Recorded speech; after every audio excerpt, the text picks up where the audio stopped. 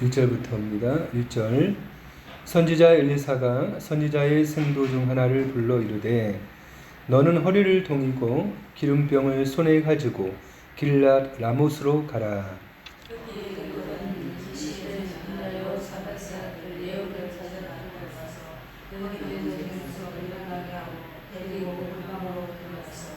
기름병을 가지고 그 머리에 부으며 이르기를 여호와의 말씀이 내가 내게 기름을 부어 이스라엘 왕을 삼노라 하셨느니라 하고 곧 문을 열고 도망하되 지체치 말지니라.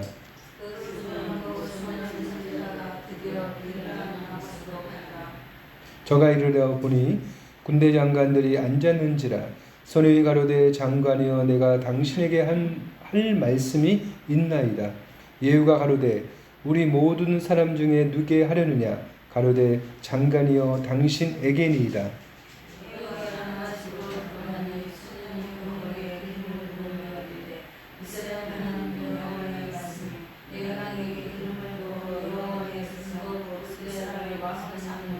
함께 너는 내 주 아합의 집을 치라. 내가 나의 종 곧 선지자들의 피와 여호와의 종들의 피를 이스라엘에게 갚아주리라. 10절까지 읽기로 했나? 8절. 네, 맞아요. 8절 읽어주세요.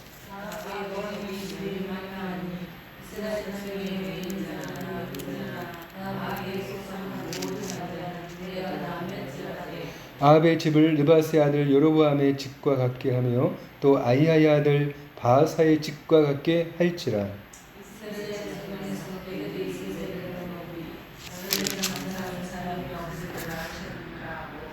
곧 문을 열고 도망하니라. 아멘. 열왕기하 9장 1절에서 10절 본문으로 예언의 성취 과정이라는 제목으로 말씀을 잠시 전하고 합심하여 기도하겠습니다. 오늘 이 본문은 전쟁 중에 하나님께서 그 엘리사를 통하여 에우라고 하는 이스라엘 그 장군을 이스라엘의 새로운 왕으로 기름 부어 세우는 장면을 기록하고 있습니다. 이 이제 장면이 우리가 좀 특이한 것은 원래 하나님께서 엘리사의 선생님에게 이 일을 명령을 했죠. 근데 실제적으로는 누굴 때에 일어났냐면 엘리사의 때에 이루어지게 됐어요. 왜 이렇게 예언이 늦게 성취가 되었나 하는 부분입니다. 또 하나는 하나님께서는 한 나라를 이렇게 왕을 세우고 폐하심에 있어서 굉장히 적극적으로 이제 개입하시는구나. 선지자를 보내시고 또한 그 선지자를 통해서 왕을 이렇게 세움을 통하여 하나님이 결국 이제 이스라엘이나 유다나 심지어 아람 왕까지, 그래서 하나님이 그 엘리사에게 그가 하나님 더 이상 저는 하나님께 열심은 많았지만 더 이상 제가 못 견디겠습니다. 죽고 싶습니다. 로뎀 나무에서 하나님 앞에 죽겠다고 막 아우성을 쳤죠. 그때 하나님께서 세 가지 명령을 호렙산에서 다시 만나시면서 그렇게 하시죠. 여러분 기억나세요? 세 가지 어떤 거였죠? 첫째는 그 아람왕을 바꿔쳐라. 누구로? 하사엘로. 그렇죠? 두 번째는 이스라엘 왕도 바꿔치게 해라. 누구로? 에울에게 기름을 부어라. 그리고 선지자도 바꿔라. 너 대신 누구로? 엘리사에게. 근데 이것 세 가지 중에서 실제로 엘리야 생전에 이루어진 것은 하나밖에 없었어요. 어떤 거였죠? 선지자 바꾼 것만. 그러니까 실제로는 선지자 바꾼 것만 엘리야가 엘리사에게 이렇게 그 하나님의 영감을 전달하고 그 사명을 전달하고 그는 하늘로 승천해 버렸어요. 그리고 두 가지는 성취가 되지 않았습니다. 여기서 왜 그 엘리야에게 그 성취했던 이 말씀이 그 당시 이루어지지 않고 그 제자인 엘리사 때에 이루어졌을까 하는 것입니다. 첫째는 그 누구였어요? 이제 그 엘리야 대신 엘사를 통해서 그 아람 왕 베나데앗을 대신해서 하사엘을 세우죠. 그렇죠? 하사엘을 세웁니다. 그리고 두 번째는 이제 이스라엘 왕을 에후를 이제 세웁니다. 누구 대신 세우죠?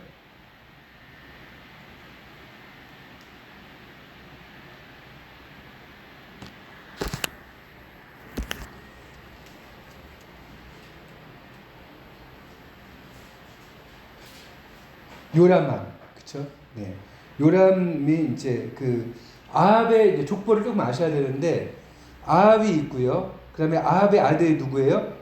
요람이고, 그리고 요람에서 이제 어떻게 돼요? 그 에후가 쿠데타를 일으켜서 아합의 족속이 이제 끝납니다. 오므리 왕조라고 하거든요. 오므리 왕조가 끝나게 되는데 하나님이 이제 왜 이렇게 심판이 늦어졌을까 하는데 하사엘을 세우는 부분에 대해서는 저희가 정확하게 나와 있지는 않아요. 근데 오늘 이스라엘 왕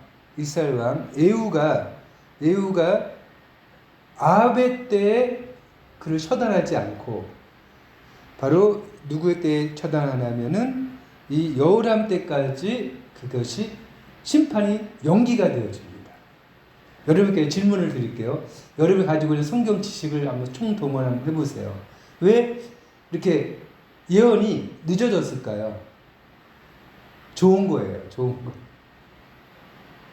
그 아합의 시대에 이렇게 좀 병고 아닌 갑자기 일이 발생을 했어요. 사건이 발생했어요. 어떤 사건이 있었죠? 하나님이 엘리야를 통해서 아합에게 이러한 그 심판의 메시지를 전하게 됐을 때 아합이 회개를 합니다. 자 보세요. 열왕기상 21장 29절 보면 이렇게 되어 있어요. 아합이 내 앞에서 겸비함을 내가 보느냐, 저가 내 앞에서 겸비함을 인하여 내가 재앙을 저희 시대에 내리지 아니하고 어떻게 했어요? 그 아들의 시대에야 그 집에 재앙을 내리리라. 그러니까 예언은 먼저 그 엘리야를 통해서 이제 하나님 엘리야에게 주셨어요. 근데 그 엘리야가 그 말씀을 가지고 아합에게 전달을 한 거예요. 우리가 평소 같으면 그 마음이 아주 교만하고 딱딱한 아합이 회개할 것 저는 생각을 안 했을 거란 말이에요. 근데 신기하게도 아합이 엘리야의 그 통해서 주신 하나님의 말씀을 듣고 그가 마음이 겸비해지고 하나님 앞에서 행보를 천천히 하게 되었어요. 그래서 어떻게 해요? 엘리야에게 주셨던 그 사명이 이제 아합의 때 그 재앙이 내리지 않고 누구한테? 아들에까지 이제 내려간 거예요. 만약 우리가 이제 가상을 하는 거죠. 만약 그 아합의 아들인 여호람도, 그렇죠? 여호람도 하나님 앞에서 정말 겸비하고 요람, 저게 헷갈려. 요람도 이제 왜냐하면 그 당시 같은 시대의 왕이 여호람이야. 유다는 여호람, 이스라엘은 요람. 예. 그래서 요람이 만약 정말 아합만큼 겸비했으면 또 이것이 늦춰질 수 있었거든요. 이것은 우리 아주 중요한 그러니까 예언의 성취 과정에 있어서 하나님이 우리들을 대하실 때 기계적으로 대하지 않으신다는 거예요. 내가 너 심판할 거야. 그럼 네가 무슨 회개를 하든 어떤 걸 해도 소용없어. 이미 끝난 일이야. 이러는 게 없다는 거야. 하나님. 그러니까 심판이 선포되었음에도 불구하고 그가 겸비하여 하나님 앞에 회개하였을 때는 그것이 어떻게요? 넘어간다는 거예요. 그래서 이것을 우리가 보고서 굉장히 또 새로운, 그렇죠? 하나님의 예언이 분명히 그 엘리야 시대에 임했었는데 그것이 이제 그의 제자의 시대까지 이제 넘어가는 상황이 되었다는 것입니다. 그 하나님 앞에서는 참 우리가 요즘에 주일마다 이제 회개에 대한 말씀하고 우리의 그 마음을 근본적인 부분을 돌이켜야 될 부분을 계속 전하고 있는데 하나님 우리의 중심과 그 마음을 보시는구나. 그리고 사람은 다 도토리의 키재기잖아요. 그러니까 다윗도 그렇고 어느 누구도 그 자체가 정말 선한 부분도 있겠지만 어느 정도는 그러나 다윗이 사실 살인하고 간음하고 교만한 때도 있었거든. 다윗도. 그리고 그 마음이 하나님 앞에서 그러나 여호와 앞에서 자기 자신이 교만한 걸 깨닫는 것이고 범죄했다는 것을 시인하고 자백하는 것이 그만큼 중요하다는 것입니다. 이것이 왜 중요할까요? 그리고 이스라엘 백성이 지금 어디에 포로로 끌려가 있어요? 바벨론. 바벨론에 끌려가면서 우리가 이렇게 포로로 끌려온 것이 우리의 물론 죄도 크지만 결국 우리가 돌이켜야 될 때 돌이키지 않았다는 거예요. 하나님 말씀이 임하였을 때 돌이키느냐 돌이키지 않음이 이렇게 큰 차이를 만들어낸다는 거예요. 죽을 사람이 살고 살아야 될 사람이 회개하지 않을 때 죽을 수 있다는 것을 이제 당대에도 보여주고 포로로 끌려간 그들도 이제 깨닫게 되는 것이죠. 두 번째는 이제 이 그 예언을 이제 이렇게 선포가 되어지는데 그걸 누가 가지고 이제 엘리야가 누구를 보내요? 자기의 그 선지자 중에 한 명을 보내잖아요. 근데 여기 보면은 가가지고 이제 에후를 찾게 돼요. 근데 에후를 찾게 됨에 있어서 그 당시에 에후라는 사람이 한 사람 있었을까요? 많이 있었을까요? 많이 있었어요. 뭐 예수라는 사람도 많았고요. 근데 똑같은 이름이 그 당시에 보면은 굉장히 많았거든요. 요셉이라는 이름도 많고 이제 호세아라는 이름도 많고 막 그래서 그 당시에 누구의 아들, 누구의 손자 이렇게 나와요. 그래서 2절 보면 이렇게 되어 있어요. 림스의 손자 여호사밧의 아들 예후. 예. 그러니까 예후긴 예후인데 이제 이러한 할아버지와 아버지의 이러한 족보를 가진 사람을 찾아라. 군대 장관이었죠. 거기 가서 이제 기름을 부어서 왕을 세우는데 그러고 나서 어떻게 합니까? 3절 보면은 도망가라고 그랬어요. 도망. 아니 보통 우리가 이제 왕을 세우는 것을 하면 어떻게요? 이 왕이 된 사람 입장에서는 나에게 은혜를 베푼 선지자잖아요. 그렇죠? 그러니까 다윗이 왕이 될 때도 사무엘이 와서 기름을 부었죠. 그리고 사울 왕도 누가 와서 기름을 부어요? 사무엘이 부었어요. 그래서 사울 왕이 나중에 좀 이렇게 나쁘게 되었지만 사무엘을 항상 귀하게 여겼거든요. 두려워하고. 그래서 그 선지자를 자기는 악할지라도 이렇게 선지자를 함부로 하지 않았어요. 그런데 여기 보면은 도망가래요. 왜 도망가라고 하셨을까요? 네? 잡혀 죽을까봐? 네, 그럴 수도 있겠죠. 네. 반역이다. 반역을 일으켰다고 얘기해서. 네. 또 하나는 우리가 생각할 부분들은 복을 받거나 반역하거나 하는데 선지자라는 게 뭐냐고 하는 것을 우리가 또 생각을 해야 돼요. 왜냐하면 보세요. 아까 선지자가 말씀을 선포하고 그것이 성취되는 과정에 있어서 인간의 반응이 굉장히 중요하다고 했죠. 네. 그랬을 때 뭐가요? 하나님 말씀이 선포됨에 있어서 이것 때문에 어떻게 할 수 있어요? 복을 받을 수도 있고, 인수위원회, 왕 인수위원회에 특별히 뽑혀가지고 너 어디 가지 말고 우리를 도와라. 앞으로 어떻게 될지 모르는데 그때그때만 하나님 말씀하시면 듣고 우리를 도와달라. 이렇게 제후의 그 왕 인수위원회에 들어올 수도 있고, 아니면은 갑자기 발각되어가지고 죽을 수도 있어서 그런 위험도 있지만, 이제 중요한 게 뭐냐면은 그 선지자가 뭐냐는 거죠. 선지자는 결국 뭐예요? 하나님의 말씀을 대언하여 선포하고, 그렇죠?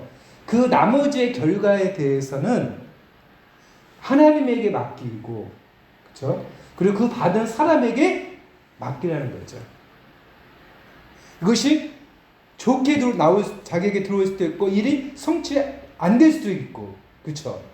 만약 예후가 그 말씀을 받아서 아멘 할 수도 있지만 반역이다 하고서 갑자기 예후의 마음이 착해져가지고 이 선지자를 갖다가 죽일 수도 있는데, 중요한 건 뭐예요?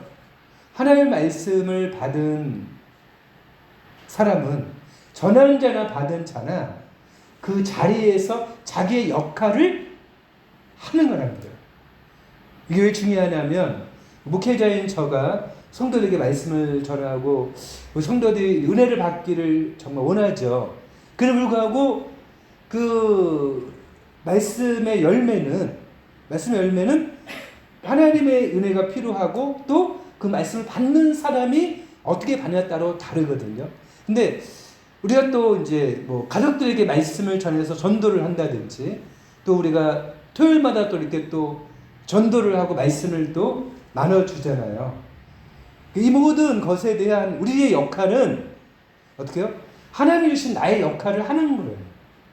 그 결과는 하나님과 그 사람의 몫이라는 것입니다. 그렇지 않게 되면 어떻게 해요? 우리가 이것에 매여서 너무 힘들어지겠죠. 아니면 그것을 하고서 다른 이제 어떤 기대를 한다든지, 너무 두려워한다든지. 그리고 하나님의 예언의 말씀은 선포되어지고 그 말씀이 내 때에 이루어지기도 하는 것이 있기도 하지만, 그렇게 능력있던 엘리야도 어때요? 자기를 이어서 그 선지자가 되는 그 제자를 세운 거 하나 빼고는 두 가지는 다 자기 세대에 못 봤어요. 놀랍지 않아요? 그렇게 능력 있고 대단한 엘리야도 자기가 받은 말씀에 대해서요, 그 시대에 한 가지밖에 못 봤다니까요. 한 가지밖에. 그래서 우리는 어찌든지 우리는 이렇게 말씀을 전하고 기도하고 우리 때의 이 영광을 보면 너무 감사하지만, 우리 때의 영광을 보지 못한다 할지라도 우리는 우리 자녀의 때, 그렇죠? 그리고 내가 전한 그 말씀이 결국 주님의 때에 열매 맺기를 바라고 주님 앞에 담대하게 선포하고 나가는 저희들이 되기를 원합니다.